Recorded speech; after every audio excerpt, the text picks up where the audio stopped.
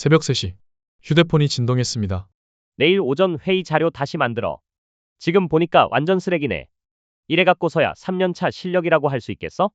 팀장님의 카톡이었습니다. 그리고 그 다음날 저는 사표를 냈습니다. 아니, 정확히는 사표를 낼 수밖에 없었습니다. 안녕하세요. 저는 29살 마케터 최지훈입니다. 3년 전 제가 직장에서 겪은 일을 말씀드리려고 합니다. 저는 3년 전 한중견 IT 기업에 입사했습니다. 신입 때부터 실력을 인정받아 빠르게 주요 프로젝트를 맡게 됐죠. 그리고 1년 전 새로운 팀장님이 오셨습니다. 40대 중반 대기업 경력 15년 차 화려한 스펙의 소유자였습니다. 우리 팀 제대로 한번 끌어올려 보겠습니다. 첫 팀 미팅에서의 당찬 포부 모두가 기대에 부풀었습니다. 하지만 그 기대는 정확히 2주 만에 무너졌습니다. 김 팀장의 제대로는 우리가 생각한 제대로와 완전히 달랐거든요. 처음엔 사소한 것들이었습니다. 자료 글씨체가 마음에 안 드네. 다시 수정해. 이 색깔은 별로야. 다시 수정해. PPT 배경이 너무 화려해. 다시 수정해. 저는 정말 꼼꼼하신 분이구나 생각했습니다. 하지만 이상한 점이 있었어요. 수정 지시는 항상 퇴근 직전에 왔습니다. 그것도 구두로 말입니다. 지훈 씨, 이 보고서 내일 아침까지 좀 해줘요. 이메일도 메신저도 아닌 증거가 남지 않는 구두 지시로 그렇게 저희 야근이 시작됐습니다. 주 3회, 주 4회 야근은 매일 늘어갔습니다. 그리고 저는 어느새 사무실에서 가장 늦게까지 남는 사람이 됐습니다. 그런데 더 이상한 일이 벌어졌어요. 분명 밤 11시에 퇴근했는데 새벽 2시, 3시에 카톡이 오는 겁니다. 아까 그 자료 다시 봤는데 안 되겠어. 이렇게 하면 클라이언트가 욕할 것 같은데? 너 이거 대충 한 거 아니야? 처음엔 답장을 했습니다. 네, 내일 아침 일찍 출근해서 수정하겠습니다. 하지만 답장을 하면 할수록 새벽 카톡은 더 잦아졌습니다. 그리고 가장 끔찍한 건 다음날 아침 출근하면 김 팀장은 아무렇지 않게 웃으며 말했습니다. 어제 내가 메시지 뭐 보냈나? 기억 안 나네. 하하. 6개월이 지났습니다. 저는 매일 아침 출근길에 구역질을 했습니다. 회사 건물만 보면 심장이 뛰었고 팀장님 목소리만 들려도 손이 떨렸죠. 그러던 어느 날 중요한 클라이언트 미팅이 있었습니다. 저는 3일 밤을 새워 준비한 제안서를 발표했습니다. 다행히 클라이언트의 반응은 좋았습니다. 이거 정말 마음에 드네요. 훌륭합니다. 저는 6개월 만에 처음으로 웃었습니다.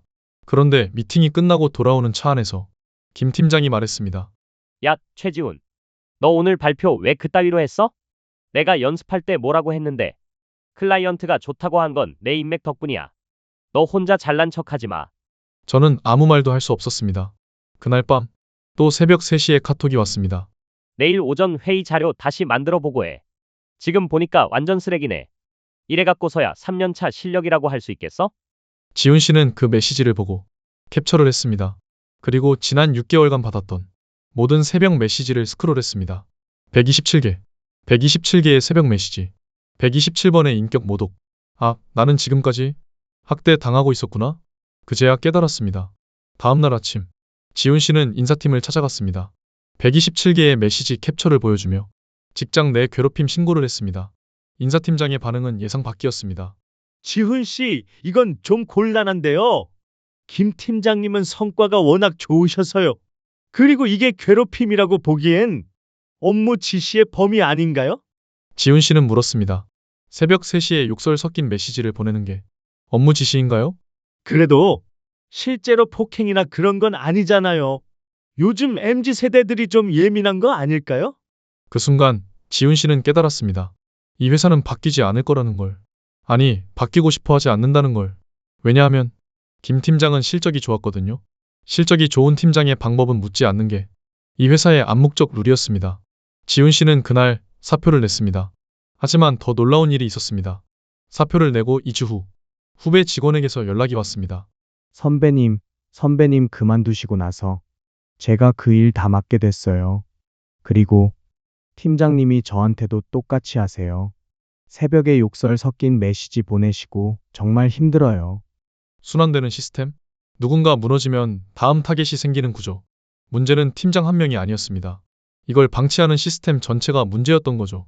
저는 퇴사 후 그 127개의 메시지를 노동청에 제출했습니다. 그리고 익명으로 직장 괴롭힘 사례를 온라인 커뮤니티에 공유했습니다. 반응은 폭발적이었습니다. 저희 회사도 똑같아요. 저도 당했습니다. 이게 불법이라는 것조차 몰랐어요. 저의 게시글은 3만 개가 넘는 공감을 받았고 결국 언론에도 보도됐습니다.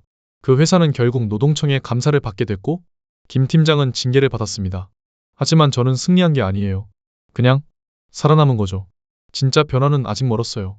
여전히 수많은 직장에서 수많은 저와 같은 지훈들이 새벽 메시지를 받고 있을 겁니다. 우리가 해야 할 일은 이게 잘못됐다고 말하는 거예요.